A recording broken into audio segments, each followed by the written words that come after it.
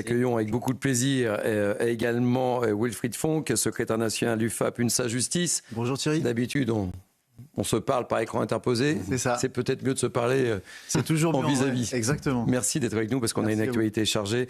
Et... c'est une situation inédite parce qu'effectivement, on a été confronté pour la première fois à des attaques organisées, coordonnées, à un instant quasiment similaire. C'est-à-dire qu'on a tapé sur différents endroits du territoire le même jour, quasiment à la même heure. Et c'est vrai qu'on n'était pas habitué à ça. C'est-à-dire que régulièrement, les personnels sont, eux, soumis à des pressions, des tensions, des menaces, et où ça se concrétise parfois sur des véhicules qui brûlent, mais sur un seul établissement. Là, c'est vrai que ça a été plusieurs établissements, jusqu'à l'école nationale d'administration pénitentiaire, et même le domicile de quelques-uns de nos collègues. Donc oui, l'ampleur est quand même énorme. On a quelque chose auquel qu'on n'avait pas connu jusqu'à présent. L'inquiétude est énorme, je suppose, dans votre corporation. Alors l'inquiétude est quotidienne parce qu'on n'a pas un métier facile. On a quand même en face de nous des individus qui ont tous transgressé la loi et qui sont donc enfermés pour cela. Donc effectivement, les conditions de travail sont particulièrement compliquées. On a aussi une surpopulation carcérale qui ne fait que renforcer ces tensions, un manque d'effectifs, et où derrière aussi une politique carcérale, si tant est qu'elle existe, qui, ma foi, n'est pas forcément toujours en faveur des missions des personnels et de leurs conditions d'exercice. Wilfried, vous avez toujours l'habitude de tout nous dire. Est-ce que vous avez le sentiment aujourd'hui que vous êtes, vous et vos collègues, suffisamment, protégés par l'administration ?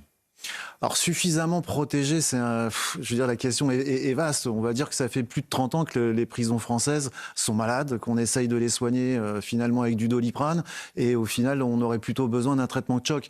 Donc aujourd'hui, ce qu'on exige à chaque fois, c'est qu'on mette des moyens financiers, des moyens matériels, des moyens humains, et qu'on donne aussi, d'un point de vue législatif, certaines prérogatives supplémentaires au personnel, qui pour certaines ont même été retirées par la loi en 2009. On se souvient des fouilles intégrales des détenus à la sortie des parloirs qui maintenant sont interdites.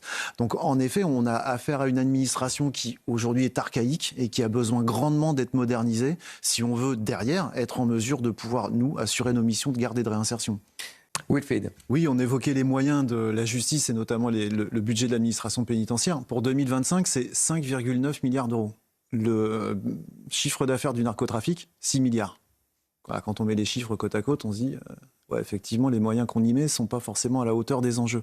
Et d'un autre côté, au-delà des moyens, il y a effectivement aujourd'hui une nécessité d'avoir du courage politique, au-delà de la volonté, pour mettre le sujet de la prison sur la table, d'en faire un sujet de société, et qu'on s'interroge, parce que finalement, nous, on est là pour exécuter des peines qui ont été prononcées par une justice au nom du peuple français.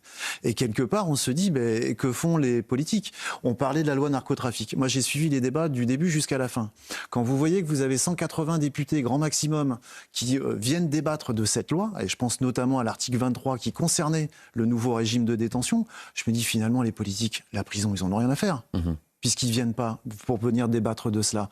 On a eu aussi la niche parlementaire d'Horizon, qui ont fait voter une proposition de loi qui, aujourd'hui, va remettre au goût du jour les petites peines, les courtes peines de 6 mois. On a 82 000 détenus, 62 000 places opérationnelles, 3 000 vacances de personnel. Comment voulez-vous qu'aujourd'hui on puisse absorber ce type de décision ? Donc quand on veut mettre les choses en cohérence, on essaye aussi de regarder la réalité du terrain. Malheureusement, la réalité dans les prisons, personne ne veut la regarder. André. Je ne dis pas qu'ils ne travaillent pas, moi je constate le nombre. Après, au-delà de ça, quand on les sollicite par écrit, quand on a 3 recours au courrier qu'on envoie, on s'estime heureux. Ah oui. Allez, on marque une pause. Vous étiez formidable comme avocat. André, sachez-le. Merci.